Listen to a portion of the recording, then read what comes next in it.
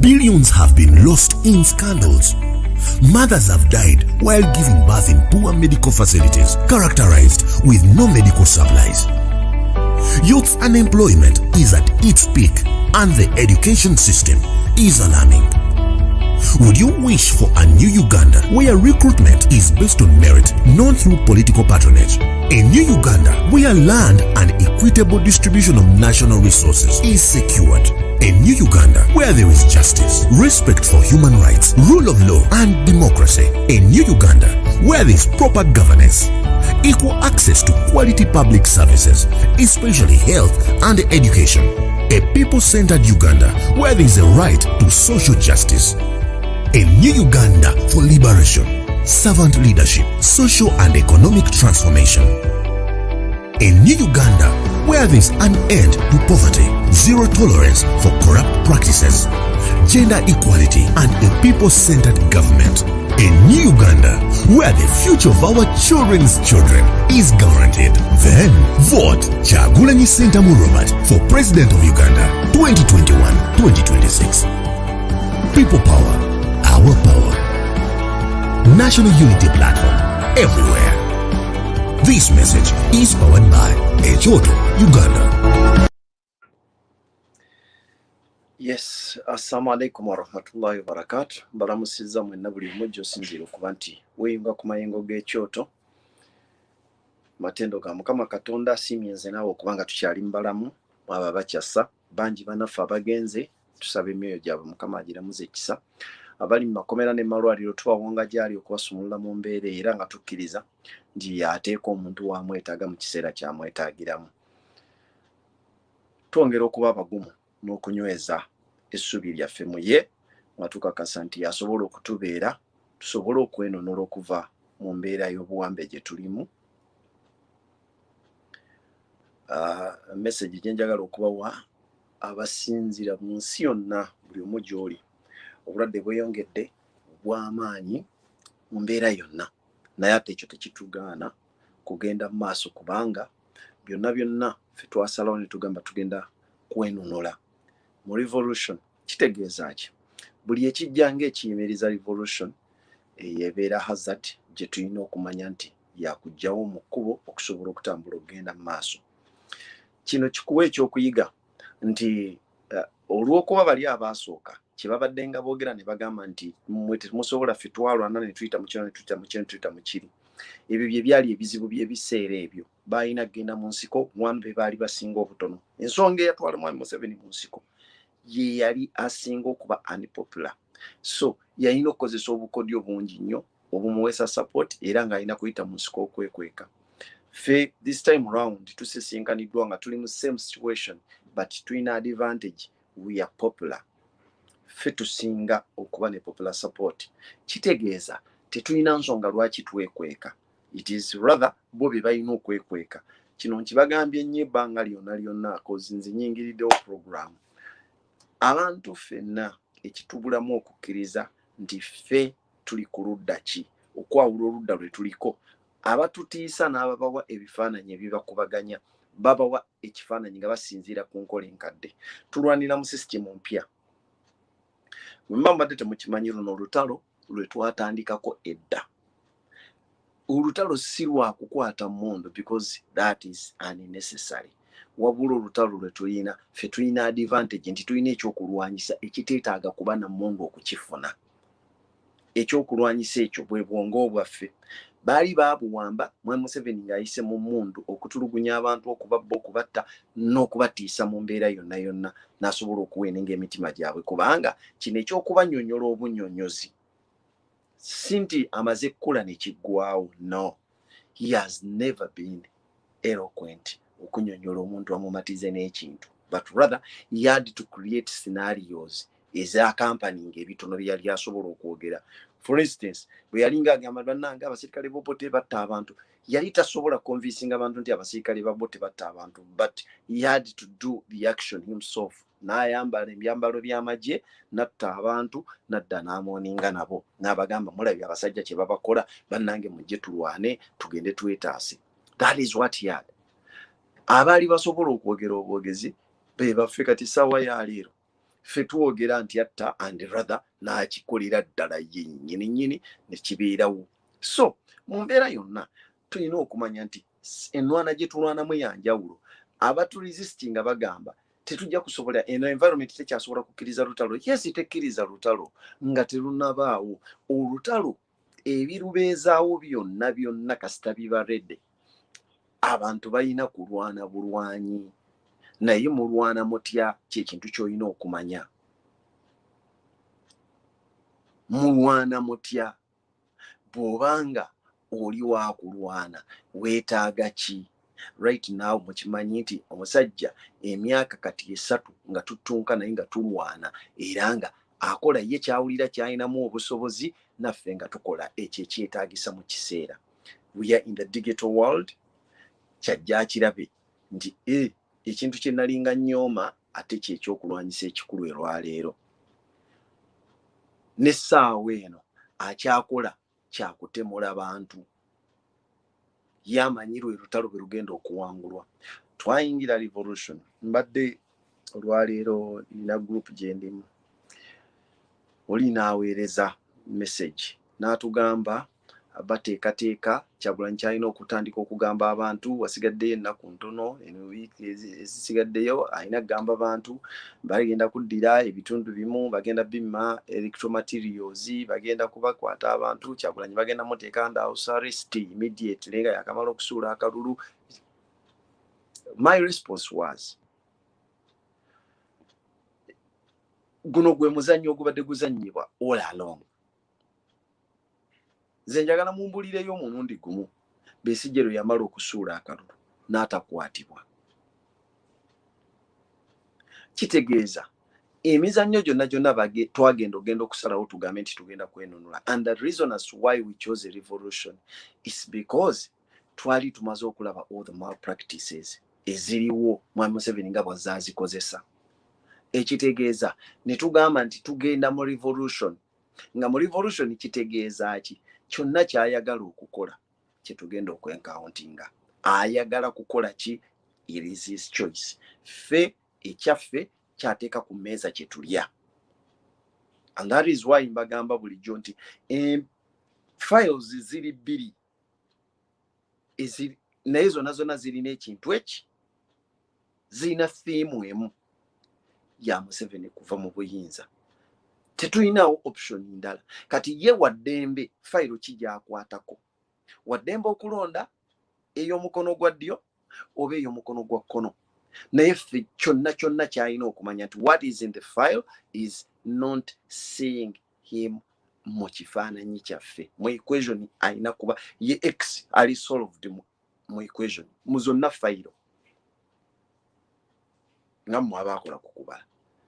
Ffe amanyi nti file yonna gyakwatako yabadde gondi. Kati file ye solution kitegeeza twamukalikyulatinga mu buli kintu agenda kubanga avuddewo. It is up to him okusalawo kyagenda nakyo. Kati nze oli mugambye obuzibu bwe tuyina era ekikyatubulamu kakasa nti tugenda okwenunula kwekkiririzaamu okumanya kye tuli. Omulabe waffe atumanyi naye ffe ekyennaku tetwemanyi. Amaanyi ge tuyina tetugamanyi so ng'omulaba agafiiringa. Omulaba agafiiringa bw'otunuulira omukulembeze w'eggwanga amaze mu buyinza emyaka 35. Essaawa ya leero ng'akyasobola okukka n'avuma abantu naawe mulabwe muzi. Mu kifo ky'okujja okunyonnyola abantu ebintu progressi ye. Kwagamba na buli kimu kye yandibadde asuubira okussa mu nkola. Okusisinga n'omukulembeze akyasobola okugamba nga birambe byonna bimuweddeko. Manyi waliwo kagondi abana ina mukwano gwange yakazannyeko mu comedy. Nga bali mu takisi n'atuula out of the blue mu takisi n'agamba bananywa obuugi. Eyo ye situation Museveni gy'aliko. Abeera wali n'akalikyulatinga ebintu byonna ng'alaba tebijja. Buli kyasuubira okuteekawo alaba tekikyasobola mugasa. Ekivaamu kiki? Kamba vume buvumi. I'm going to crush all of them. Ngenda kuba malawo aba Kyagulanyi. Whoever is supporting Kyagulanyi Musiru on the other side omusisinkana agamba mwe abeena abakulembeza abantu abakulu mwe mwesambye abaana bano abaana bagezi nnyo era kyovola bonna bagenze eri ewoli Kyagulanyi abafaako ekitegeeza the man has conceded ekyennaku nti mwaba mukubye abamuwangula temukkiriza nti mumuwangudde ekintu kiri kimu bwongo singa onyweza obwongo bwo ani agambye nti omuntu anywezezza obwongo yeetaaga okukubirira oba teweetaaga kuweerera ekyokuzaako okukola oba okimanyi bumanya bulungi nnyo kyovola times tutula netusirika nogamba naye kati bano abantu ngenda kubagamba kiki sibagambanga naye tuba tusirise ng'oli agamba bannange musirise nnyo nga tetukyakulaba ti twejjeemu embeera y'okuba nti buli ddakiika balina tuweerera buweerezi buli ddakiika si buli ekijja kikusange nga ng'oli surprised olw'olumu omuntu bw'akugamba nti kino na kino na kino I think osobola okuopeninga obwongo bwo kati naawe n'otandika okulaba mwandibadde kati muli mu situation nga Jaffa bw'aba agenda kuŋŋamba I can anticipate kyayinza okuzzaako ningamba ti ono agenda kuŋŋamba kino bwekiti bwekiti ku nsonga eno bweti Jaffa musuubira kubanga agenda kuŋŋamba bwati ne bwati naye mwe buli kimu kikusurprisinga buli ekijja kikusurprisinga kyannaku era kyekigenda okutumenya and I told you that nti kigenda okusinga okumenya si balabe baffe wabula ffe ffennyini lwaki twefuula nnyo abatamanyi kye tulina tetwagala kukkiriza kiki kye tuli oli akutiisatiisa n'akugamba tolina ky'olina naawe n'ofuula ddala ky'okutte mu ngalo ng'okifiiringano ga naye ndabika siina kye nnina kubanga agambye siina kye nnina eyo enkola si nnungi so if they are to delay electoral materials if they are to arrest Kyagulanyi there and then unless nga muŋŋamba nti Museveni alina capability egenda okuarrestinga eggwanga lyonna arresting Kyagulanyi has a remedy which remedy is very very simple for the past 3 years tubadde tubagamba let every one of you become Kyagulanyi in that if they arrest Kyagulanyi at Magere we expect millions of Kyagulanyi in Kasangati. We expect millions of Kyagulanyi in Mubende. We expect millions of Kyagulanyi in Gulu. Everywhere. People power esasa nebanga luyira. And that is why we maintain the people power slogan. And we maintained it on purpose. Government yegezezzaako nnyo ne bapologisi baayo okulaba nga batugamba nti ekintu kino kya Kyagulanyi ekintu kino bagezezzaako nnyo okukifuula ekya Kyagulanyi and they wanted Kyagulanyi okukikkirizisa abantu nti kiki so that bafuna we bakikubira bakugamba olaba talina kyagenda kufuna gwe tolina kyogenda kufuna mu olwanirira Kyagulanyi. People even came out ne babagamba Kyagulanyi abagamba nti mulwane abaana ababe bali luddawa bali waka mwabamwe bebaze ku street. He is very different from a man yakeera ku makya n'akwata ababe n'abagamba kamba twali Sweden najja n'atwala abanne mu kulwana. And even they brought that idea eyo bajja nga beefudde mikwano gya Kyagulanyi ku ntandikwa ne bamugamba Kyagulanyi abaana wandibadde kati family ogijjawo n'ogiteeka mu US. And you remember that it was a Christmas year celebrating mu US. Propaganda had started. Omusajja mumulaba abaana babatuteri because they were weak-minded. They thought ajja kukigula mangu namwe abantu bakibaguze.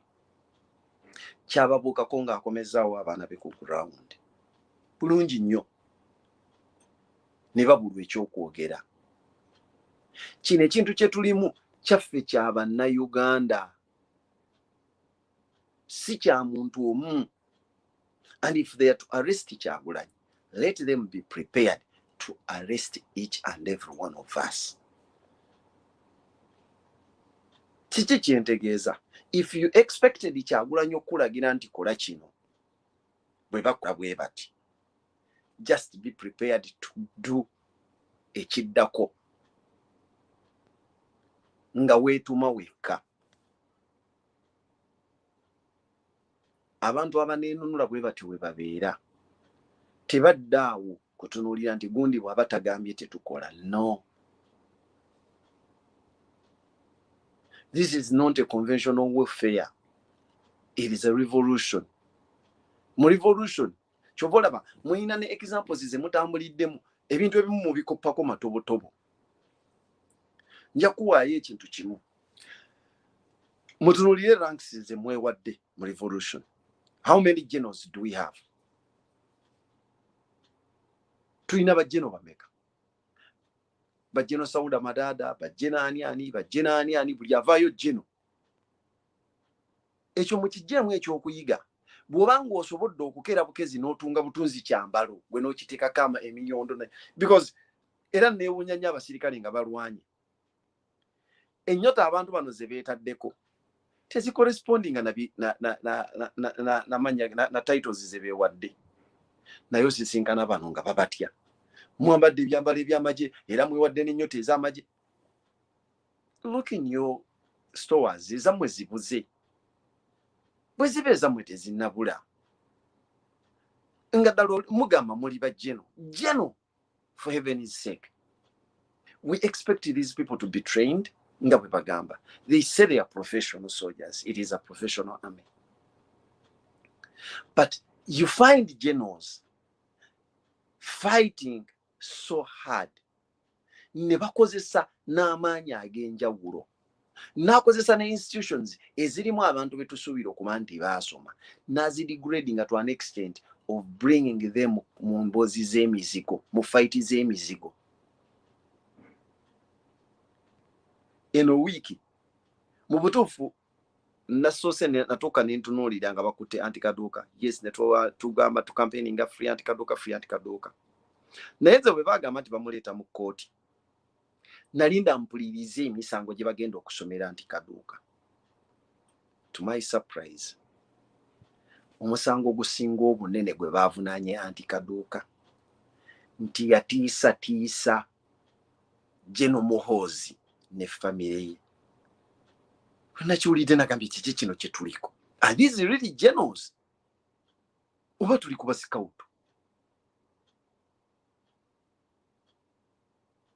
Kubanga full general asobola okutya antikaduuka wa computer.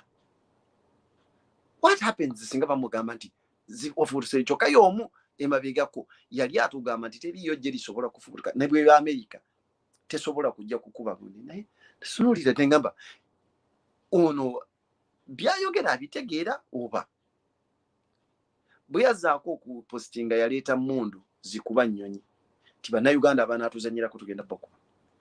Eggwanga lyo lyennyini teriweza nnyonyi za kwonoonera budde za kuba. Lwaki? Njagala mumbuulireyo mu nnyonyi za Uganda ez'amagye zonna ezize zifuna ebizibu mu myaka 35 Museveni gy'abazzeeko. Mumbuulireyo emu bweti eyakubwa ekikompola. Zeewanulayo zokka mu bbanga mechanical failure. Neegwa bulungi nnyonyo. Kati one gwe z'olina tezeetaaga kuwangaala mu bbanga ddene. Zeesuula zokka. Bw'ojjiddeyo okulwanyisa tekuliiko wadde ayina kite. Kuba oyinza okulowooza nti bajja kukozesa kite ziflying mu bbanga. I've never seen you people nga muzanyisa kite. Naye akulaga byakulwanyisa bikuba nnyonyi nti ali ready to take on all Ugandans. Ebyokulwanyisa ebyetaagisa okulashinga bannayuganda byebyokulwanyisa bye mutaddewo mu rehearsals abantu ne babimanyira ne batasirika ne batavaako. Biruwa the simplest gaali mazzi ag'emmotoka agagumbulula abeekalakaasi ne muzzaako tear gas, ekirala ekiddako masasi ge mukubye abantu.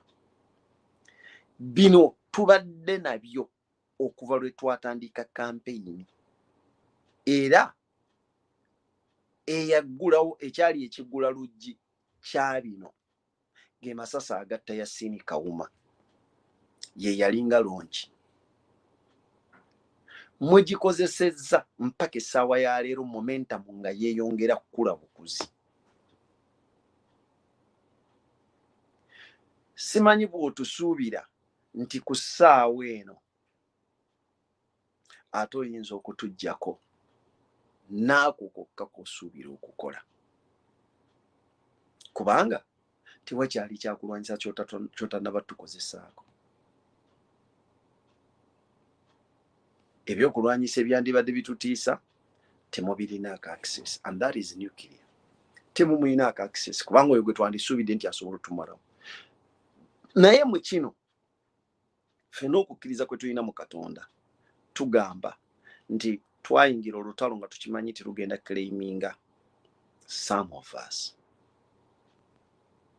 but we were determined kubanga none of us knows ddi lwagenda okugenda. Naawe alowooza nti olina amaanyi agagenda tutwala. You don't know when you're going. You really don't know. And in the end, you must go.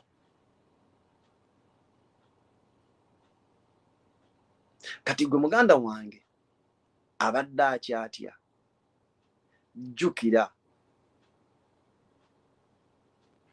bano abasajja be batutya okusinga ffe bwe tubatya.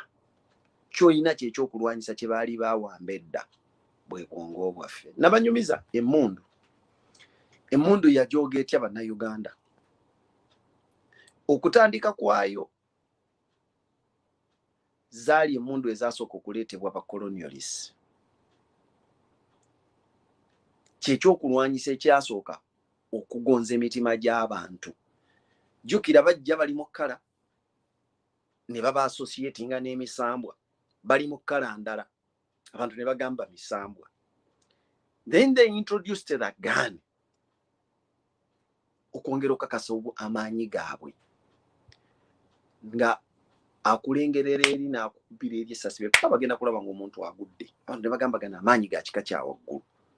Basajja bano bava wa Katonda, misambwa. Ayina ekyuma, era ekyuma ekyo ffe mu Luganda kyetwava tukituuma omugemera wala. Abaffe bwe bajjanga n'ebyokulwanyisa twalinanga amafumu, twalinanga kiki nga bajja beekalakaza biki. Ono yasinziiranga eno n'anyiga omulundi mwedudu, bagenda okulaba nga limukutte ng'agudde. Ne bagamba ekyo ekyokulwanyisa kikugemera wala eri. Era emmundu ne bagiyita omugemera wala. Emmundu neekanga nnyo abantu era neebajooga nnyo. Bwe bamaliriza ne batandika okugikozesa, bazze bagimprovinga ne bagimprovinga mpaka we tutuuse ku we tuli. Abazungu nga bagenze, jjukira baali bayigirizzaako abantu abamu. Emmundu si bantu bonna. Ate engeri gye baali beesambisa abantu abamu okuyingira amagye, knowledge about the gun n'ebeera ntono. Mu myaka gy'ekinaana emmundu etandika okukozesebwa mu bikolwa eby'obunyaguluzi n'okutulugunya bannayuganda. Eyo yali invasion ya Mwami Museveni. Abantu knowledge gye baalina olw'okuba yali ntono ku mmundu. Omuntu yakwatanga emmundu nga teriiko na magazini, abamu nga bakwata ebyefaanaanyiriza emmundu olw'okuba abantu baagityanga n'amaaso okwekaliriza okugiraba kyabanga kitono. Ng'oli bw'agirengera agitiirawo because it had claimed many lives at that moment. Yalina hola egitambulirako. Yisemuhola abantu gye batransferinga ne bagizza ne ku magye, ku kibomboola ky'amagye, that camouflage uniform gye bambala. Bw'ogattako okuba nti ebikolobero ebisinga obungi baabikolanga mu nzikiza, n'ekizikiza nakyo nga kibayambako okwexaggeratinga embeera. ebyo ebikolobero bye baakolanga emisana babikulembeza okuba n'entiisa empitirivu kubanga biki bye baakolanga emisana when they wanted to claim lives during the day time yakwatanga omuntu n'amukuba akakumbi ku mutwe. And that is why most of the skulls zetwalabanga ku nguudo zaalinga obuwanga bwazo eno emabega kakubiddwamu ekituli babakubanga obukumbi. Waliwo obukumbi bwe baali bakwatanga nga kababuba bumpimpi bwe buti. Abasinga abasima ku mayinja babumanyi babusimisa amayinja n'obakasimisa mayinja galina engeri gye kashepingamu ne kaagala okubanga ensuuluulu. Obwo obukumbikumbi bwe buti bwe baakozesanga. Kati enzita eyo ey'abantu eri bruto yali tebangawo mu Uganda. N'ekirala ffe mu Uganda tulina culture mu Africa respecting omufu. Naye bano kye baakola okwagala okwongera okutiisa abantu. Bwe battanga abantu babasazeeko emitwe ebiwuduudu nga babireka ku kkubo okwongera okweexposing abantu ku hola y'amaanyi. Nabagamba omusajja yajjanga n'emmundu okubabba n'agitunuza mu bantu bonna bw'ati gwe muligawo abantu nga 15 n'amala n'agiwummuzaawo. Baakola ebikolobero bingi okwalinga n'okwebaka ku bakazi ne babakwata. Naye nga yabatunuzaamu butunuza mmundu n'agiwummuzaawo. Mwenna ne mulowooza nti emmundu egenda kutukola ki? Ejja tukuba kubanga etulabye. Amagezi gaali matono nnyo ku mmundu.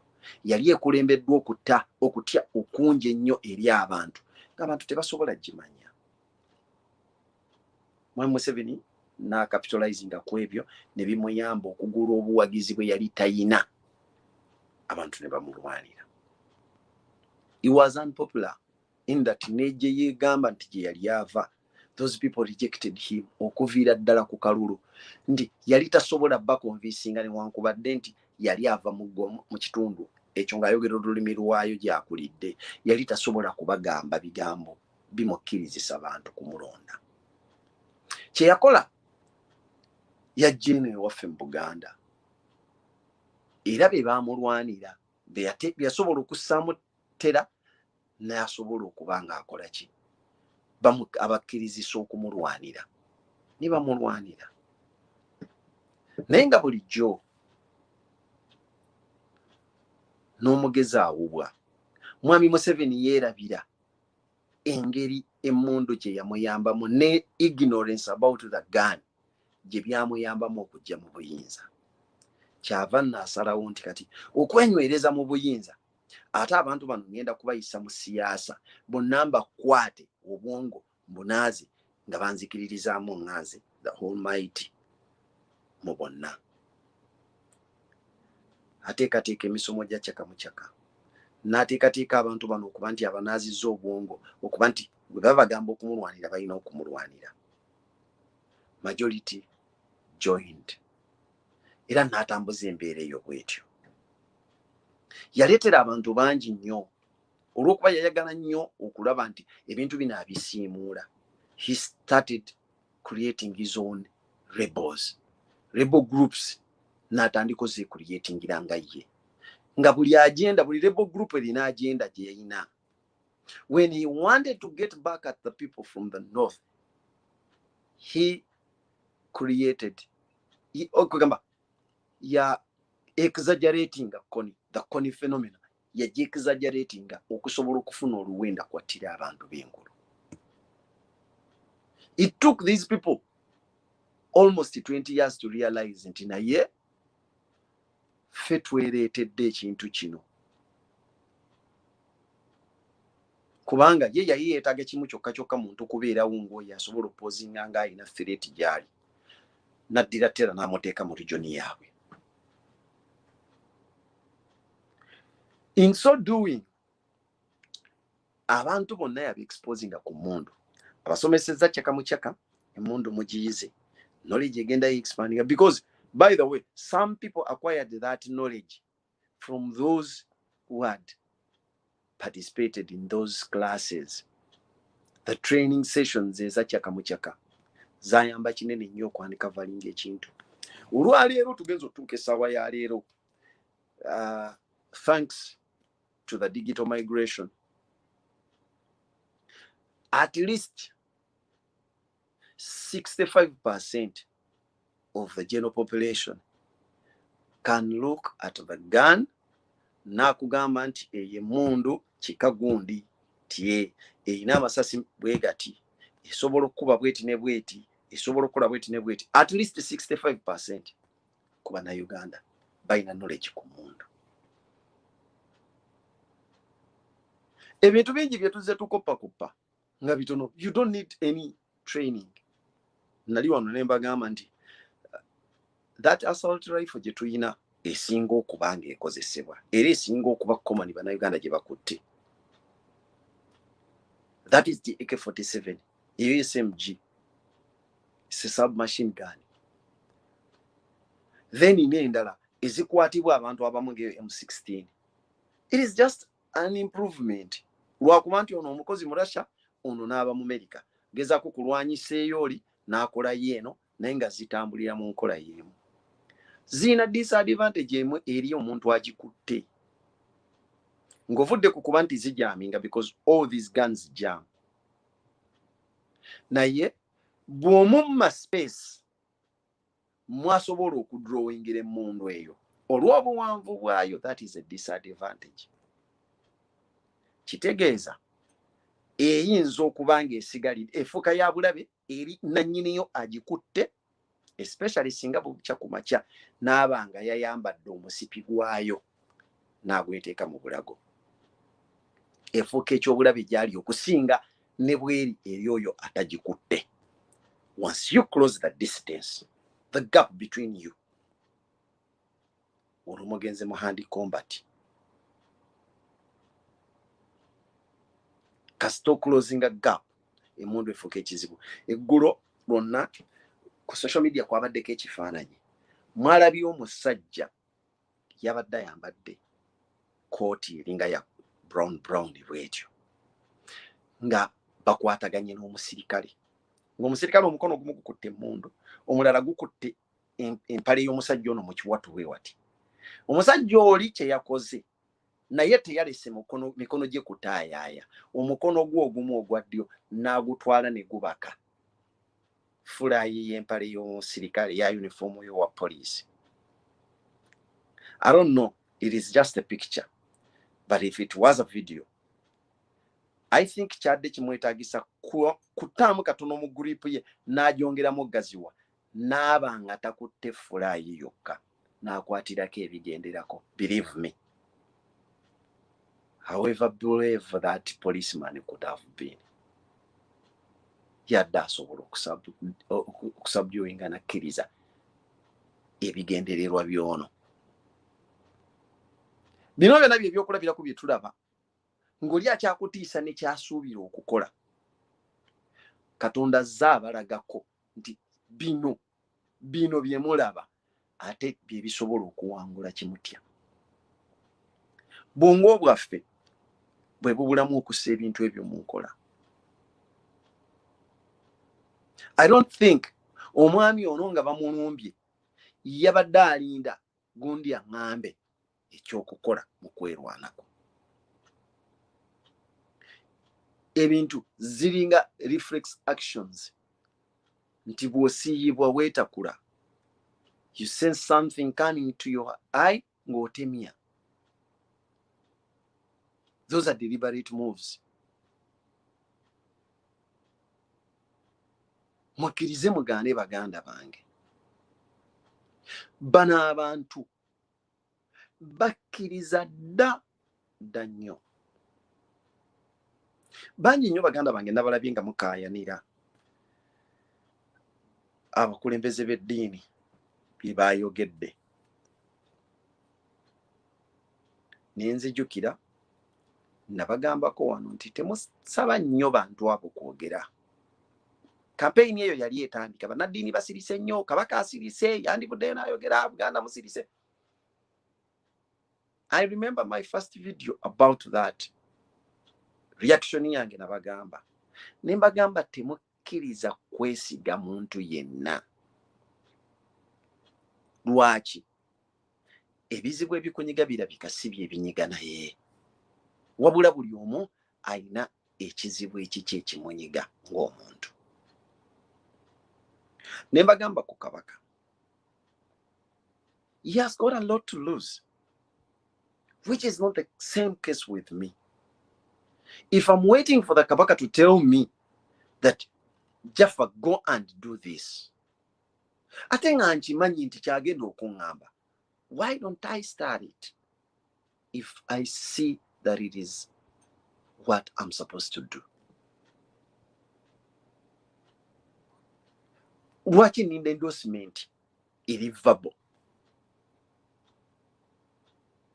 Mu revolution endorsement zetusinga okwetaaga mu revolution ziri moral and mental, za mu bwongo na mwoyo gwo kasita gulaba nti kino kyekiri appropriate. You don't need anyone to come out na kugamba nti kino kiri bwekiti ne bwekiti, kikole bwoti ne bwoti. That is why our revolution basis yayo yasinga kwagala kununula bwongo bw'abantu mu bintu byonna. Yensonga lwaki ffe tetukeerangako ne tugamba nti tulumbe poliisi y'egindi. Ebyo mwami Museveni olw'okuba yali amanyi nti bwe bati bwe balwana, ebyo bye yayikola mu mawulire. Balumbye poliisi y'egindi ne batwala emmondo. Ekyankwanzi waliwo gye bayita ekyankwanzi mu Kyenda. There was that news. Poliisi y'ekyankwanzi mu Kyenda bagirumbye, simani batwala emmondo ne bakola batya. That is not us. Ffe si kyetwagala, ffe kyetuyina already twakifuna ku ntandikwa. Some of us even got it before even this agenda began. Obwongo bwaffe ffe Museveni tetwabukuwa kubuwa kubufuna ky'obuteekamu. We retained that. And it is the same dose we are giving to these people kulaba nga nabo ababadde bakukkiririzaamu tujjayo obwongo bwabwe mu custody mu wali obutadde ne baddamu ne beerowooleza. Baganda bange, tetwetaaga muntu yenna kuvaayo tubulira kiki kyakkola. A few days before announcement y'abaana ababulizi, simanya ababulizi oba mbayita basomesa oba ababulizi, whatever the case could be, abo abakulembeze ba Ssaabasumba. Before that, Museveni yali ndowooza ku Capital Gang, I think.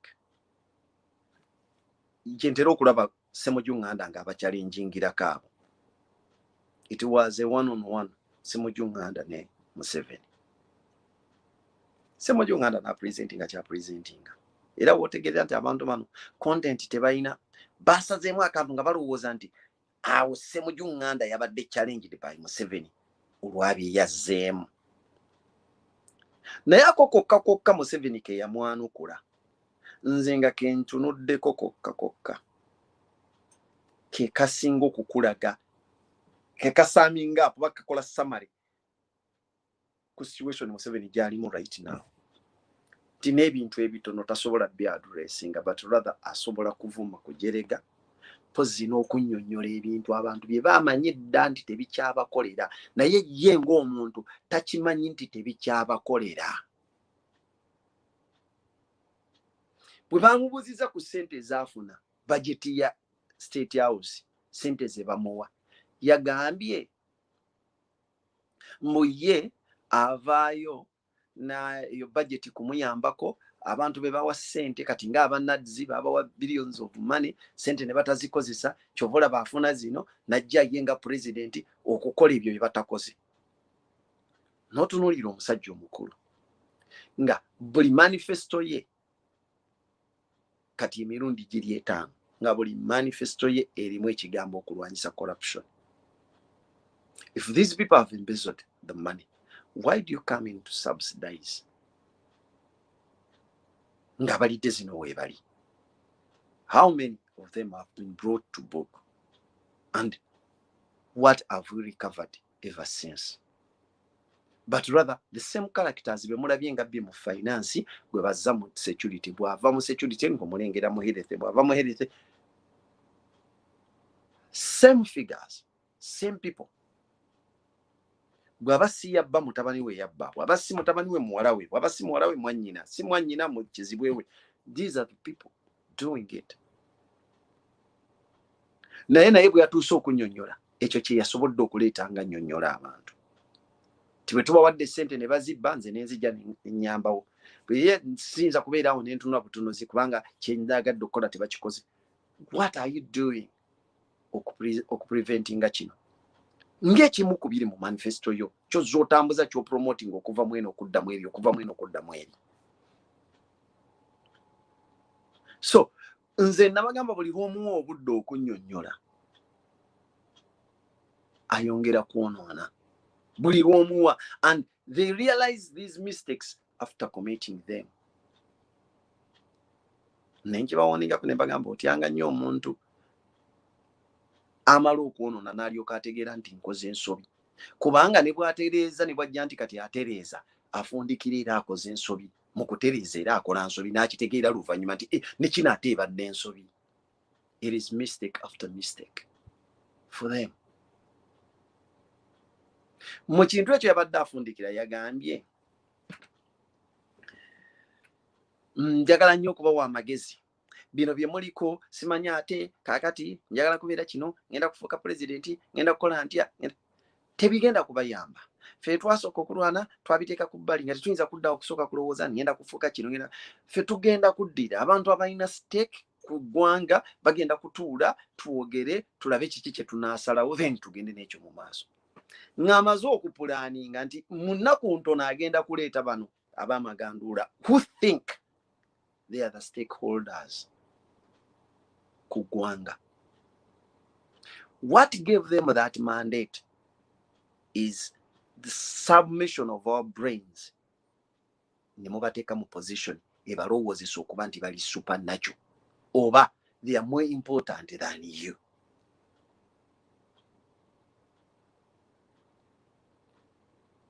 Oba muntegeera simanyi. Obwongo bwaffe kasita twabukkirizisa nti abantu bano b'amaanyi nnyo era ne motoka n'okutandika okubalaajanira mwerabira. And I will always tell you this, the most important person mu revolution eno ye gwe. Gwandaba gwe most important person mu revolution yaffe. Tewaliiwo mulala. Toteekangako kifaananyi oba linnya lya muntu wabula liryo. And whenever you lie down, remember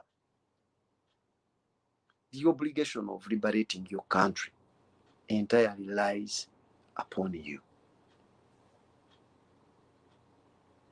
Bwe kinaba tekinnakuyingira mu bwongo ojja kuwuliriza nga bujwanga mungi nnyo ng'olowooza yalina okugobererwa. And these people come out ne bakamafulagi nga ne babalimbira okwo. I told you yesterday, that is how churches we zizinga zikula. And you find people telling you, nze ngenda kusabira Pastor Gundi. Nze Pastor Gundi ye musajja wa Katonda gwe nzikiririzaamu. Pastor Gundi yantegeerera. Pastor Gundi yantegeerera. Nze Seeka Gundi yantegeerera. That is all nonsense. Nze olwaleero nasira mu kasaafu na biwayi. Mu busiraamu siinaamu kiwayi nti ngwa mu kino ekiwayi kya Gundi. Kubanga nze ngwa mu kiwayi kya Katonda. Eswala wensanga wensaalira. Kati gwe wemmala okusaalirawo ng'onnyinyonnyola etteeka ly'emmenye ery'omuzikiti gwammwe, then tudde mu bya Katonda.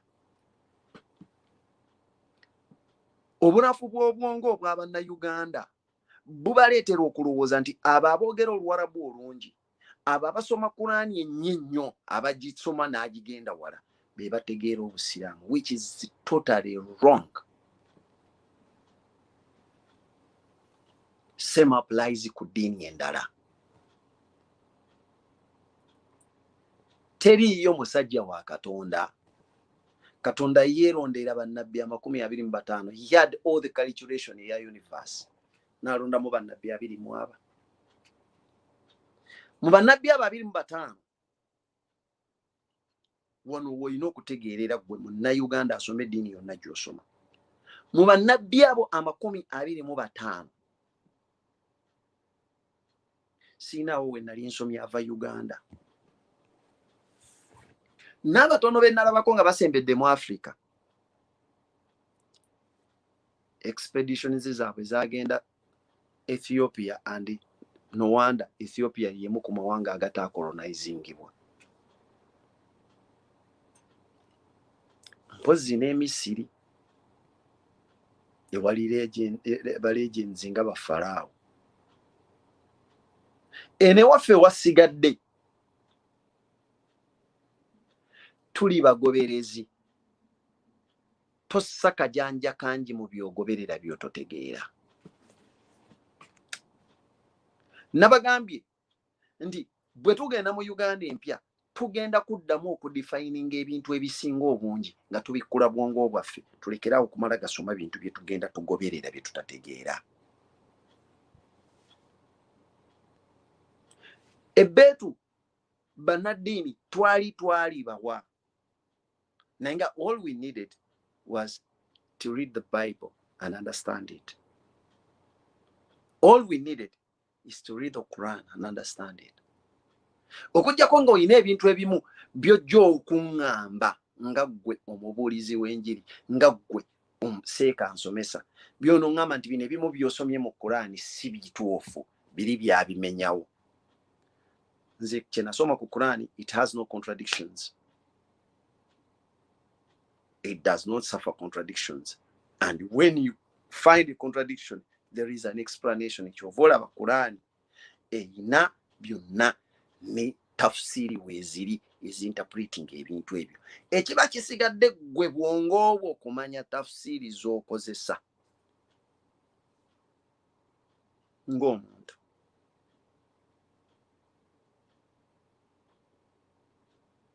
Kumanya tafsiri z'okozesa ng'omuntu. And the same case n'ebitabo bino. Gw'obojja kukaayana ng'osanze asoma Bayibuli, ddayo osome Kurani, Katonda yennyini yakugamba. Oyo omukkiriza akkiririza mu Katonda, bamalayika be, ebitabo bye, n'ababaka be. Era omukkiriza tasanjawukana mu babaka ba Katonda. Then gwe ng'otandika okuvuma Yesu. So nga Katonda gambye ye yamutuma.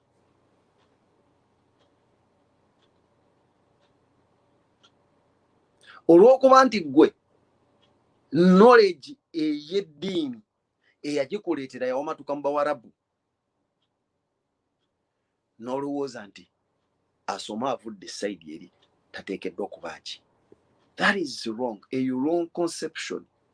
Lwakuba nti eddiini zonna abaazireeta balina agenda egi kapchalinga bwongo bw'abantu kutandika bakkirizisa. Ensonga lwaki olaba mu Bayibuli mulimu ezo bakusomera tibesiimye ababakkiriza nga tebalabyeko.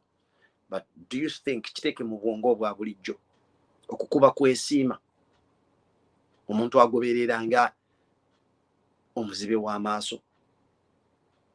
Njagala okitwale ng'ekyangu singa kati byolabyeko birabye ku nsi. Essaawa eno Katonda bwakuziba amaaso okuyita kwesiima. Abamu ajja kugamba nti yes, waliwo ebintu ebikyamu bingi nnyo Katonda by'abakutaasizza okulaba, naye do you opt for that? Nga n'ababirabye bagenda kutuula naawe muwoze. Katonda y'anaasalawo oba abasonyiwa oba abatwala.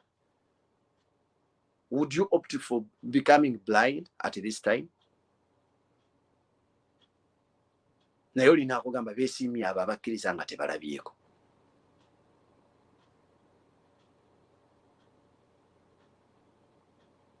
So, tugenda kuddamu okudefininga ebintu bino. Tulabe gundi kino kitukkirizisa naye mu bwongo bwa bulijjo kikwatagana kitya naffe setup yaffe. Tewaliwo nsonga etusibye mu mbeera mbi. Buli ddakiika Abafirika okubeera nga ffe tusinga okusabiriza. We've got the richest continent. I don't know if you know that. Majority of these countries depend on minerals and materials that they get from Africa.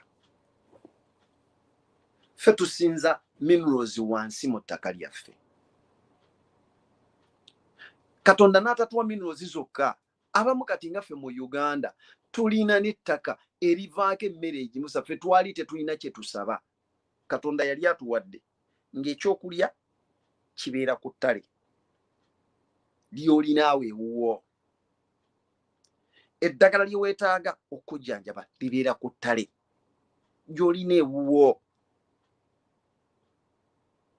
Ng'ekisigadde kyakozesa bwongo bukumenteeninga mbeera. Ebyobugagga by'olina eby'omu ttaka mwebiri. Naye olw'okuba tulina kati bano abantu ab'omu Lugube, and by the way nze nebaza nnyo Katonda eyaleeta siriimu n'amubasiga abasinga obungi. Kubanga they are all going to go. Bamukonteyiniza emyaka 3+. Ne bwe banaalulunkanira ensi tekuliika agenda giwangula. Haramu.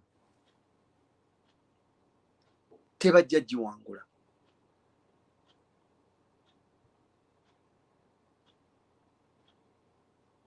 Ffe tusinga obugagga naye ffe tusinga obunafu mu bwongo. Tunuulira ffe essaawa ya leero kati nze kamwa kamugera ayogerera we muli. Why would I be a slave in another land? Nga tulina Uganda eyaffe. But because we tried all options, nezigaana. I could not work under abantu abansuubira okuba omukozi waabwe throughout bakolera nga sirowooza. Nga bwe mulaba bangi nnyo.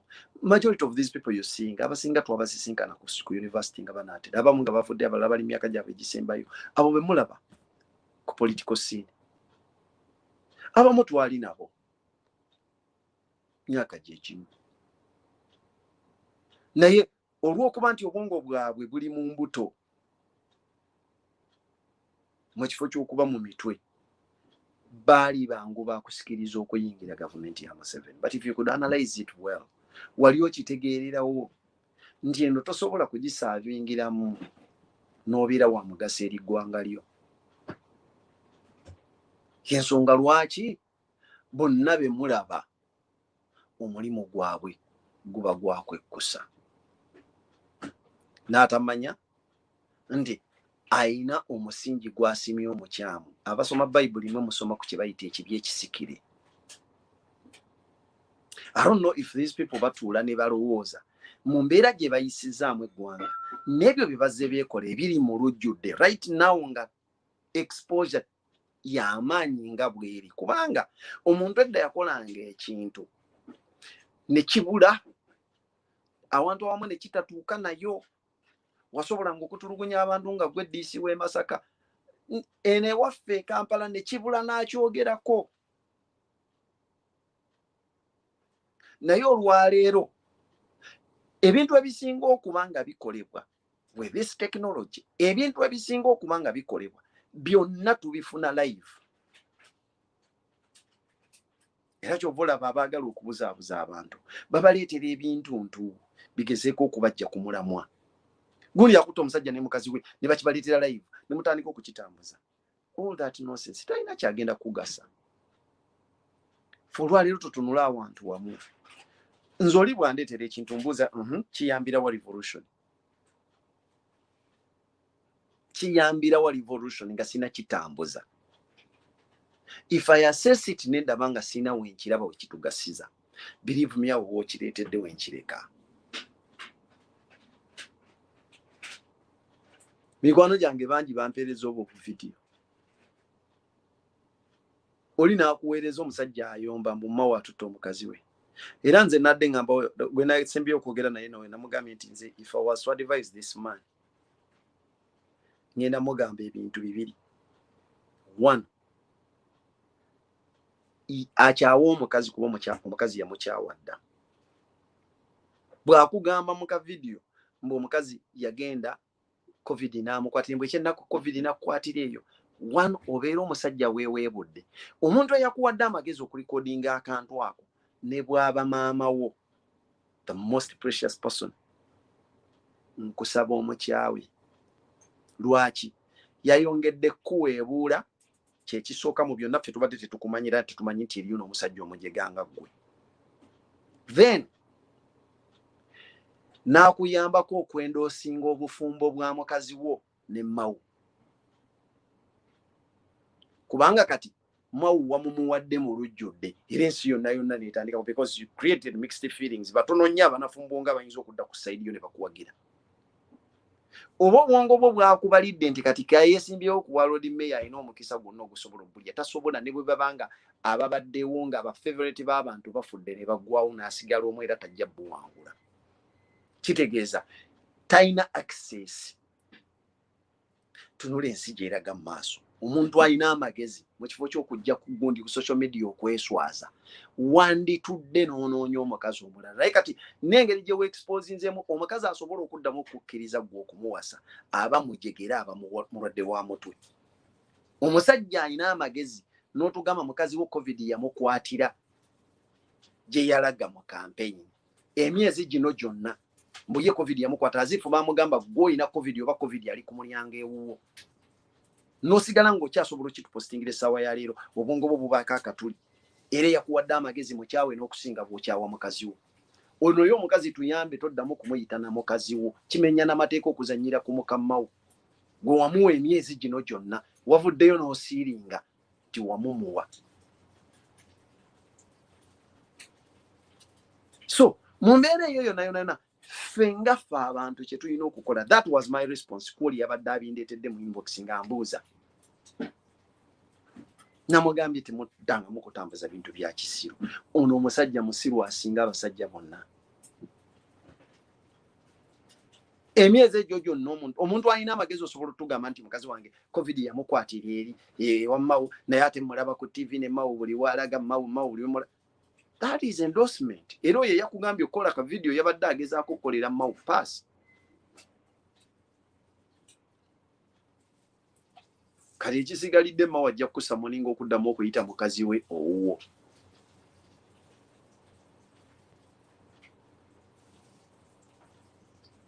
Baganda bange ffe kiki kye tulina okutunulako? Nothing apparently can step in between us and the revolution.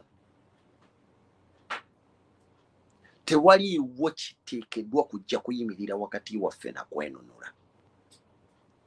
Teriiyo bigambo bya njawulo bigenda kubagambibwa kubanga ebyokulabirako byonna bye mwetaaga Okwenunura mubirina. Obanga obadde tobirabanga obiina byonna. Ddayo mu video zetu ze tubakolera okuva kati ziriko emyaka 3. Bwe zibanga tosobola za accessinga kyobola bulijjo tubagamba nti bannange videos zino tukola mpanvu. Abasobola muzitemeetememu obutundu obutonotono mu busaasaanye ku WhatsApp. Bwe kamala okubeera mu ssimu y'omuntu ku WhatsApp kimwanguyira ne bw'aba talina network ne bw'aba talina ki kasita kaba mu library ye aba asobola okukabikkula n'addamu ne yejjukanya. Tulibeerabize. Omwerabize asinga obulungi yo yakkiriza okujjukizibwa. And that is the reason as to why ekintu kye nali nagaana in the beginning, becoming a teacher, revolution yamala n'enkaka n'enkifuuka.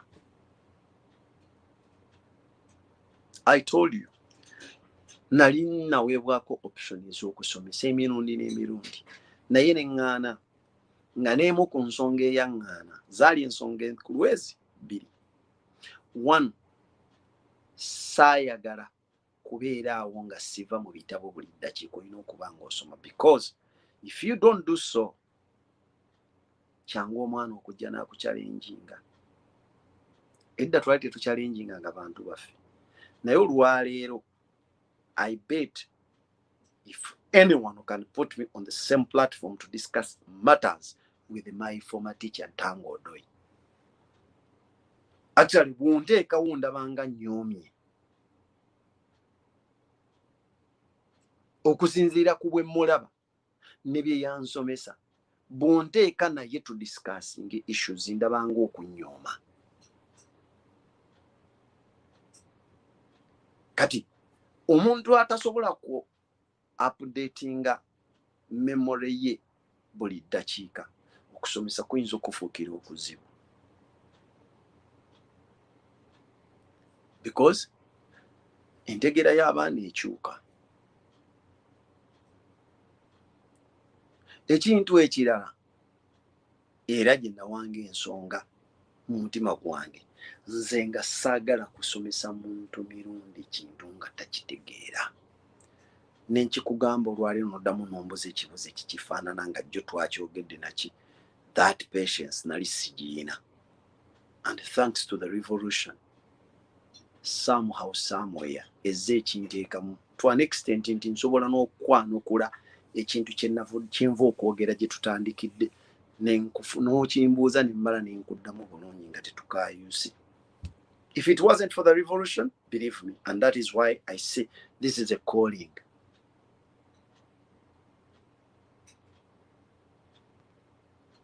Okusomesa nali nakugaana, naye tukkirize tugaane, tweyambe kubanga kino kye kigenda okuyamba eggwanga lyaffe. Ffe tetwetaaga mmundu. This knowledge can be extended to even those people holding those guns. And before you know it, its success can help us to turn the guns that would have been drawn against us to our side. Ng'oggyeko abo abagenda okusasulwa okujja okuba nti batulugunya bannayuganda. Abasinga okuba abangi mu magye gano bannayuganda. Era nabo bakimanyi bulungi nti buli mbeera eno bweddezenga ebeerawo, bali abazenga bamashinale be baweebwa ssente because abo babasasula tebannasimbula nawaabwe. Bagenda okujja okutandika oteralizinga bannayuganda nga bo ssente zaabwe bazirese waka. Kati eno bajja ku mission ya nnaku 2-3. Badeni ne bagirekera mmwe bannayuganda abali mu magye. Nga tosasuddwa n'omusaala obanja, because I doubt oba waliwo munnayuganda omusirikale nga si mu bakulu na bana ab'okululi olulangira atabanja ssente. Kale bw'oba tobanja ssente, I doubt oba waliwo omusirikale atali ku abo ng'embeera yo yeeyagaza. Era bwe tukusanga ng'embeera yo yeeyagaza, onooba onootusonyiwa okugamba ekyamazima nti oli mubbi. Emmundu zammwe ze zimu kuzitaganya abantu. Kubanga si kyankiso, when they introduced Operation Wembley in the early 20s, mwakiraba abantu abasinga okukwatibwa gurupu yali esinga okutawaanya. Twalinawo the notorious group yali ebbanga mu nzibe eri ey'aba Museveni ey'omu nsiko. I remember omusirikale gwe baakwata yali, bonna be baakwata baali basirikale naye nga bali under the command of a major, certain major baali bamuyita Kabuseenene. That was the name. It was all over the news. These were soldiers. And a clear picture that abo be bakwatiddwako abasigadde abalala. If people are killing Ugandans with guns, and the guns are a monopoly of the UPDF and the police and the sister organs, we don't anticipate guns to come out of the blue zijje ziyingire Uganda. Era abo be banannyinizo. Ekitegeeza ebikoloberwa ebikolebwa emmundu bivunaanyizibwa ku bo.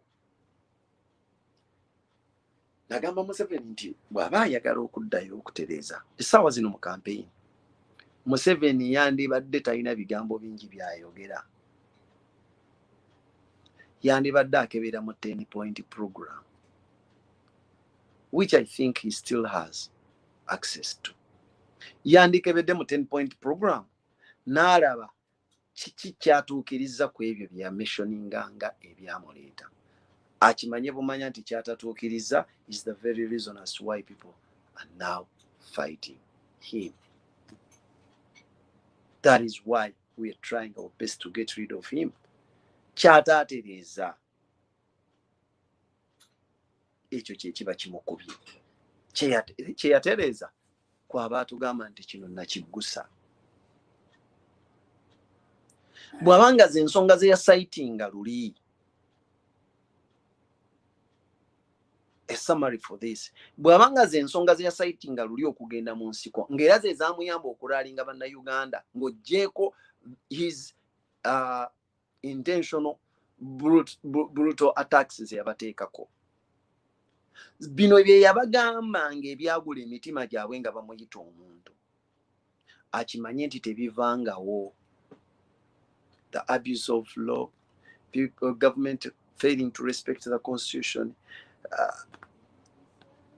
cheating Ugandans by selling to them essential commodities at exorbitant prices, the high taxes that end up being embezzled, failure to protect Ugandans and their property, failure to control the uniformed soldiers and the use of their guns. These are things that he has done. Nabi exaggerating n'okusinga banne bye baali babikoze. Ekitegeeza ebyo bw'aba tabitereezezza, Ugandans will not be paid to yearn for a revolution. We don't need to pay them anything.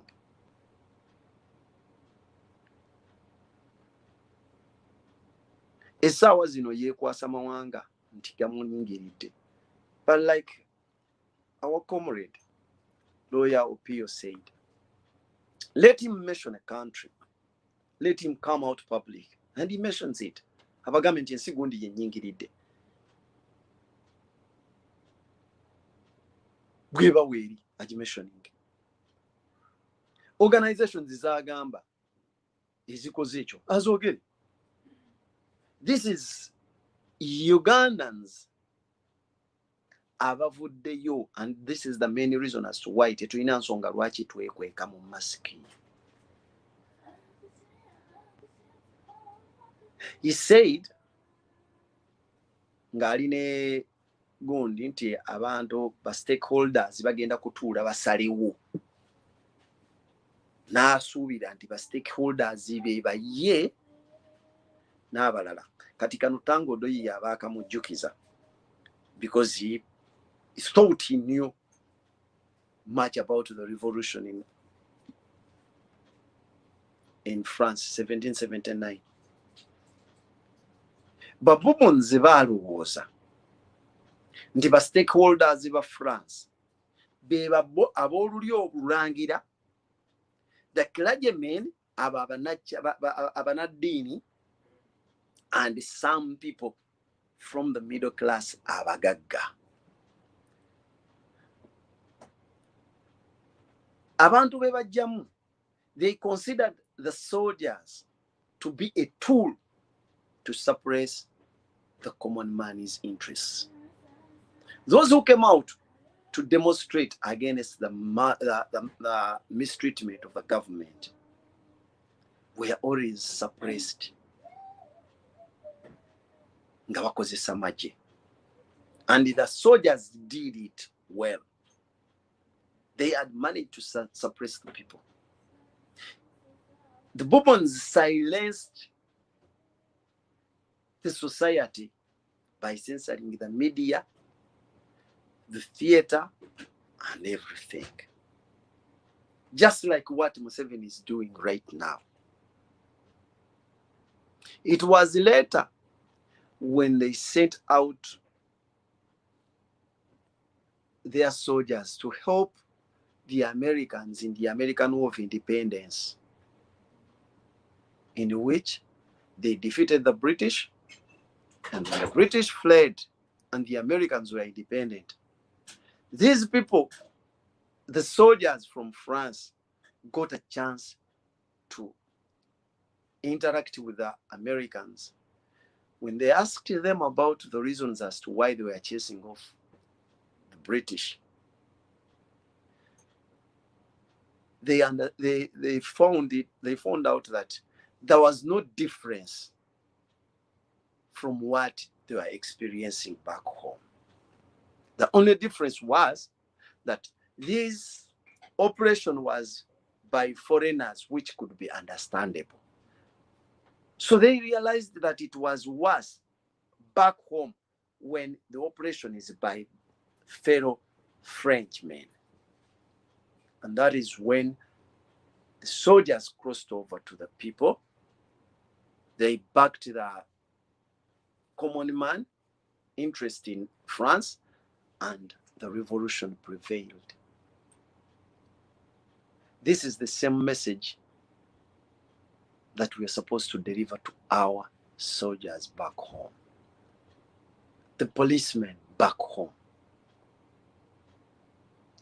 Gwe wa poliisi gwe basindika ne canisters nga buli canista egula emitwalo 3.3 n'ojja ne canisters 15, ojja ne canisters 20, olwedde olina emitwalo awo egisoba 6, oyingira mitwalo 7 z'okwata n'okasuka mu bantu. Naye nga bwe bakubuuza 7 eno ogikasuka mu bantu, gwe ofuna ssente mmeka omwezi? Eno 7 ogikasuka lunaku lumu mu kwekalakaasa kumu, naye ofuna ssente mmeka omwezi? Era obanja mmeka?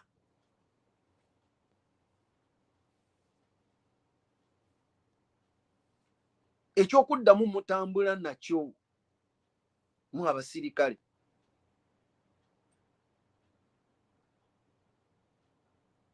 Eteeka weeriri erigamba nti oyo anaatulugunyanga abantu. Eryo teeka liri mu constitution ya Uganda baaliisa. Atulugunya abantu avunaanibwa butereevu ng'omuntu individually, so si institution. Olw'okuba mubadde nga mubeera mu uniform nnyingi, ate kati mwatandika emize kubanga baba mixingamu abatali banna Uganda ne bajja ne uniforms ezitalina tags, nammwe ne mutandika okukikozesa. Tags zammwe ez'amannya muziggyako nga mujja. But rather kye balina okukola olw'okuba balina okukeepinga information eyo nga weeri. That is the very reason as to why buli lwe mugenda okwataakinga abantu waliwo abapoliisi ababeera nammwe nga bakwata video. They need to remain with that evidence. Ekitegeeza, you're being used as tools, but they keep a leverage against you. Nti bw'onoogamba kiki bo banaatuuka nga bafunye omukisa ogubuuzibwa 4 na 5, what they can provide is oyo yabyekolera yekka. Ate kino mukitegeere, you come out from your police nga babagambye nti bwe mulaba basembedde bwe bati, you justify, don't wait for it. Mumbulireyo olunaku n'olumu lwe mwali muwulidde ku bakamanda bammwe abo nga bazze n'atuuka ku scene n'agamba fire. Olunaku olwo gwe gamba nti kamanda gundi nti asiimwe, Abrahamu asiimwe, bwe twali embale yagamba fire. No. Era ebeera circumstantial evidence. Kubanga bajja kugirayo akatambi konna kuba bakayina bakakwata, bamakinga sure nti bakakwata. Afayalinga afulumye ekyasa ekisooka, afulumiza kiki, bo bamukwata. Nga n'asiimwe bamukutte. Tayina waayogeredde ku fire, agambye bugambi no, honorable tojja, honorable kwata liri ekkubo, honorable genda eri, bwe mujja mu mulumba n'atambula nadde eri. Then bano abasigadde wano be batandika okkuba. And they know we batandika okukuba muyinza okulitaliatinga nga bonna batandika okufayalinga. Omu ku bano be babataddemu ba imposters yakuba oluusi mwe ne babakwata ku kamera. You're being dragged into a crime gy'otolinaako na personal interest. Beba mu abasirikale. And that is the main reason as to why there is a camera crew mumwe. To keep evidence that will exonerate your leaders, your commanders. But remember, at the end of that day, these people you're coming out to oppress are not fighting you, but rather fighting for you. It is only the ignorance that hinders you to find out the truth. It will be too late if Ugandans liberate themselves while you're still on the side that is oppressing them, it will be very late for you. But anyway, we've given you everything, and you've been able to access information that at least will help you realize where Uganda is heading. So we don't expect you to be surprised.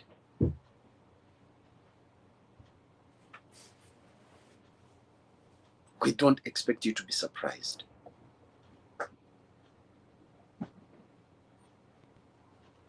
Only remember that this is an idea that cannot be suppressed anymore. Its goal is one, is to attain liberty.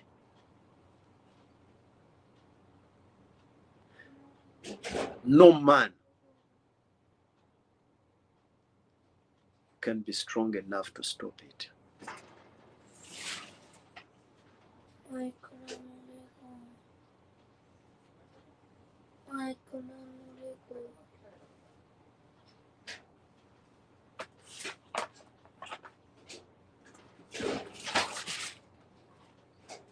So,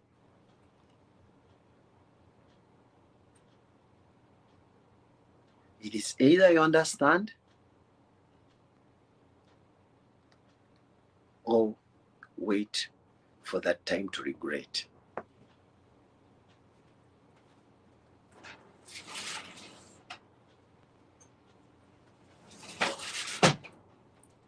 Just wait for the time to regret.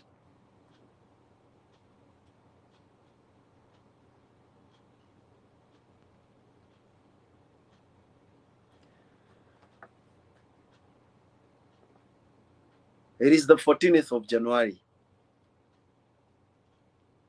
set as a turning point for Uganda.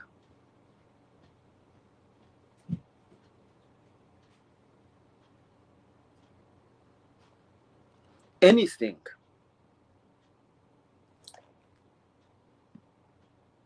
that will be done before or after 14th of January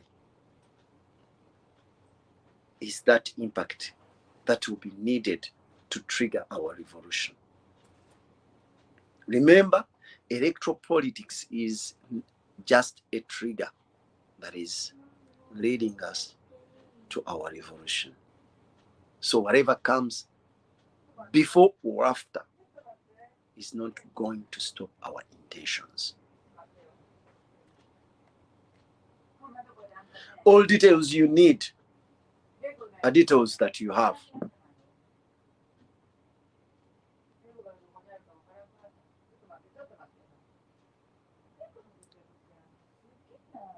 Kowe wa okizyo.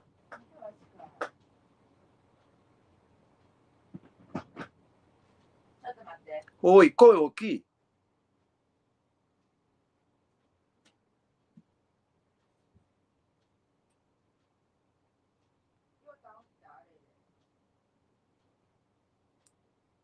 So bannange,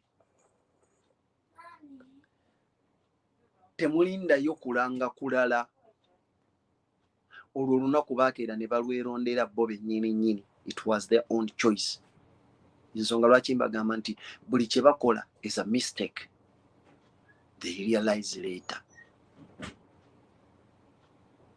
Be bakeera ne balwerondera ekitegeeza kyonna kye basalawo ku olwo olunaku tekigenda kutuyimiriza. Teriyo muntu agenda kwogera bigambo bikyasobola tukyusiza mu ekyo kye twatandika. Mujjukire bannaffe abafudde, bannaffe abali makomera, ababuziddwawo, bangi abakyagenda makomera. Naye nabagamba revolution etandikira buli wantu. And because whatever they are doing is a mistake, even getting you people and incarcerate you in certain places just helps you to deliver the message there. Wachi basibye gwo omubiri gwo obwongo bwogenze nabwo. It is the same message that you're supposed to preach out there. Gyebadde tetuuse. Waliwo bannaffe bangi ababadde makomera for so long nga baafuuka institutionalized.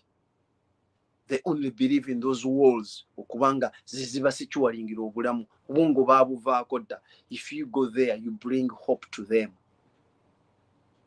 Expose them to the bangi nnyo abali makomera nga tebaalekawo na intaneti ng'ebintu tebabitegeera ebisinga na bwe bitambula. So if you go there, you bring hope to them. Go batunuuliza ekiri mu future. You bring back that hope that they can get freedom in the end. And that is your mission. Whatever fate takes you, manya nti eyo ye mission yo gy'erina okulaga.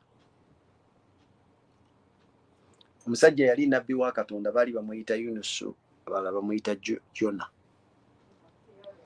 Bamusindika okugenda okubuulira gy'ali abuulira because yali ananaagira abantu bwe baamukaayanya. He decided to deviate from the course, asenguke ku kintu agende ewalala. Olw'obusungu bwa Katonda okumujeemera, yamumizisa ekyennyanja. That story is in the Bible, is in the Quran, in the Torah, and everywhere. Ku lw'obusungu bwa Katonda nga mujeemedde, ekyennyanja kyamumira. Bwe yategeera ensobi ye kyamuwanda n'akomawo. So naawe ekyennyanja kiyinza okuba kikumize. Twala information, enjiri y'okunonola eggwanga gyeraze. Bangi abali mu makomera tebaliyo nga bazza misango. Abalala be mulaba mu makomera ago bagakaddiridde mu fayiro zaabwe zaabula babakwata ku kwesikalakasa kwa Besigye kwa 2 gumu. Abalala mpalana za ttaka kubanga omunene yali ayagala okutwala ettaka lye n'amusiba. That is why they don't even appear in court. Abalala bingi mpalana za ku byalo, mpalana z'abakazi na buli kimu. So mu mbeera yonna baganda bange, ebyabo tugenda kubanunula. Be bakusindikayo mujjukize nti kati Uganda yafuna essuubi. Uganda yafuna essuubi.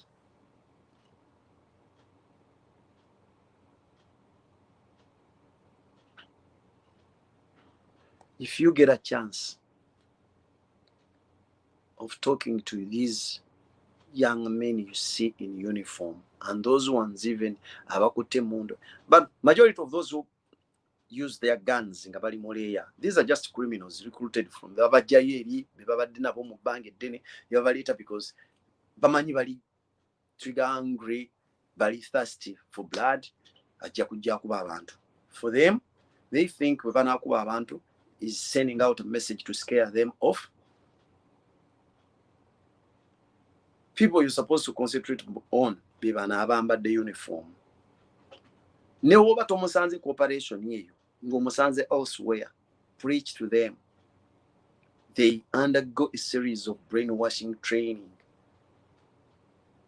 that lead them to think that their alpha and omega is Museveni and his family.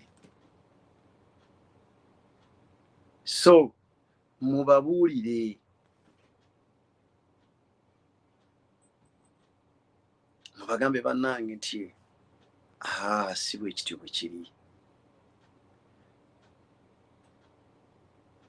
Eno Uganda nsi yammwe. Wasayininga kulwanirira nsi yo so si kulwanirira Museveni. Mwe temumanyi nti baganda baffe monna abatutwala batufudde abajega ekisembayo. Be mwesiganga ababategeera ababafuulira ddala abajega because they think we are just commodities to trade. You follow him ng'agenda agamba Museveni nti nina abawagizi kwafunira bargaining power. Ffe tufuula bannabyabufuzi kye bali. We make these people popular. If we choose not to follow them, believe me, they are as common as we are. And I told you, you've got an advantage because you can survive without conning people. They can't. Their mental ability depends on your weakness. You fight that weakness, they are no more.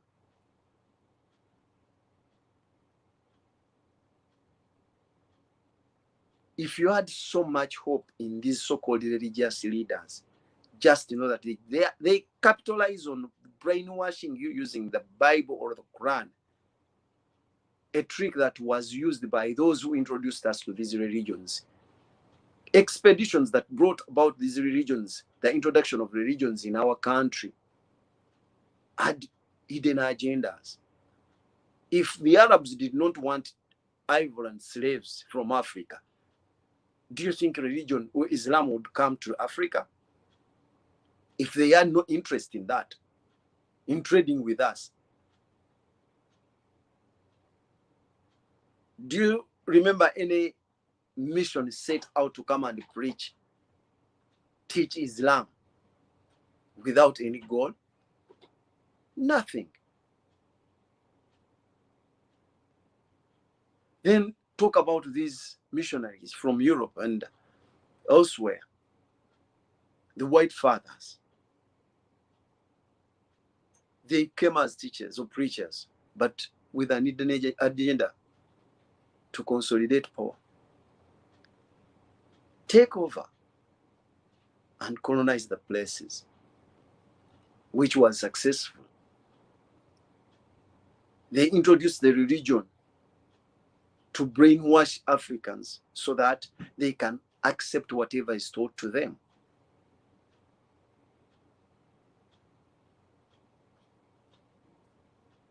You can imagine someone telling you that if you bow down to pray to God using a stone that was created by God in a very weird manner, a very unbelievable shape,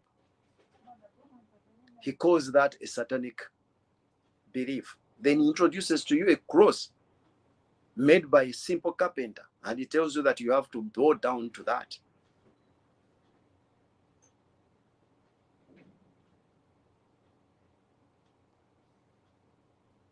Finding someone trying their best to mold you using the information that was made by the Corinthians. Do you know even where the Corinthians are found in the world? Nayo yokwasinzira abakolinso baluwa Paulo mutume gyawandikira abakolinso n'akusomera ebyo, nawe omulugwala n'ogoberera ebyo, n'ogendera ku oyo nti bw'anaayogera bw'ati nina kugoberera. Kiri wano kati ate nga kino kye kigenda okutuyamba okulwana. Ensi etambula eri ku speedi nene, bwe tuneeteeka mu mbeera y'okubeera sitagana nti mbwongo tugenda sigalira. And believe me, before we know, we shall become squatters in our land, nga Gashumba bwe yatugamba. Ate being squatters ino kiyinza okuyambako, because the squatter can be ofuuka ettaka libadde eriryo n'ofuuka omupangisa ku ttaka lyo. Naye ate waliwo okufuuka emmomboze, because we've even seen this. We've seen refugees in Uganda in camps. Those people were displaced from Bududa were taken in camps. Look at the people in the West Nile, where Moses Ali is grabbing land. People becoming refugees within their motherland. It can only be seen in Uganda.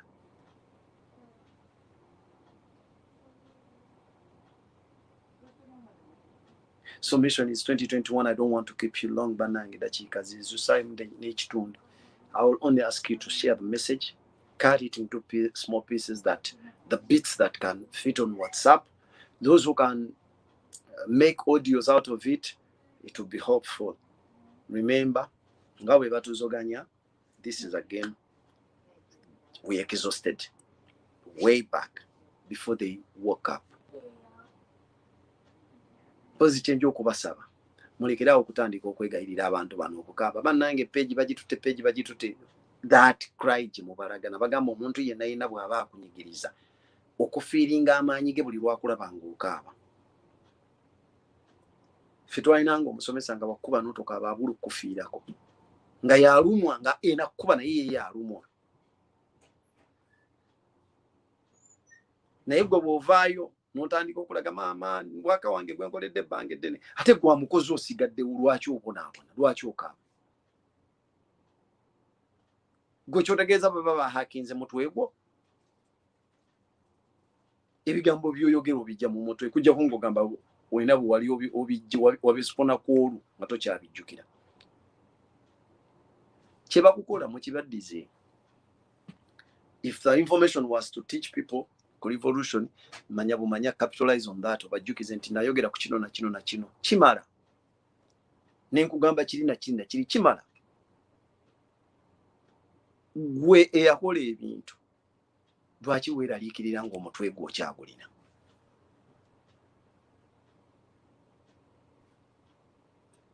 Remember, we set the pace for them to follow. It is Mission 2021. Robert Kyagulanyi Ssentamu is our president. Let us all go back home to get to London. 14th of January by 5 in the morning. Let us all gather ku polling stations. Those who registered and those who didn't, you're entitled to come out to the polling station. We have to recruit. We have to be there. Vote and use as limited time as possible because the number of voters that is going to come out has never been witnessed in the history of Uganda. So you give them the time to vote as well because the time for voting is not going to change. It is from morning to dawn. So let us utilize that time because you know that those who are going to turn out to vote are our voters. They thought that we are just hooligans with people that do not vote, but we've shown them that we are ready to do everything. So don't be scared. Don't act as if you're surprised when you see these tricks. We chose a revolution after assessing all the tricks that Museveni had been using from time immemorial. So please, it is our time now. Let us act as if we know what we are doing. Vote. Remember how to vote. Make sure you don't spoil your vote. A single tick in the blank box besides the umbrella is enough. Only one tick. Don't make it long to exceed the lines. It will be spoiled. We want a valid vote. These votes must be all valid. Museveni Yabada is going to stuff that we don't know whatever he wants to do. Oba yatikinga dobululu yakunganya endaga muntu zagenda okuwa abagwira yakola ki. Whatever he wants to do, he's free to do it. He's mandated to do whatever he wants to do. But the fate is sealed. Ekyo kyekiriwo tukiyingiramu ng'akimanyi nti fate ye eri sealed. Oba abubbye oba tabubbye oba akoze atya oba takoze atya ategese tategese ayambusiza to an extent nti ne bwafa revolution egenda maaso. Ekyo kyalina okumanya. Era ekyo bumalo kitegeera ebisigadde byonna abakujwanga buli abyogera tomuwa matuugo. Assess what you're giving attention. Omanye kino ntyetaaga kiwuliriza kyoteetaaga tokiteeka mu bwongo. Remember, buli omu fuuka Kyagulanyi. So that bwakwata Kyagulanyi ono gwe Kyagulanyi okola Kyagulanyi ono kye yandikoze okusobola okujja Kyagulanyi ono mu mbeera gy'alimu. Naawe ogiveemu. Ekyo kyokka kye twetaaga. I salute you guys. Thank you for being with me. I know the time is inconveniencing, but Katonda atubeere. This is a struggle. Tuli mu struggle. So, edda twagambanga sijja kyogera. I don't want to offend people. Naye tuli mu struggle. Mumanyi nti Uganda yaffe teri ajja gitununulira okujjako ffe. Teweesiga muntu mulala, weesige gwe wekka. Gwe wekka gwe kyamakulu. Akuuma takuumira mpeera, bw'alaba mwonooneka abatwale.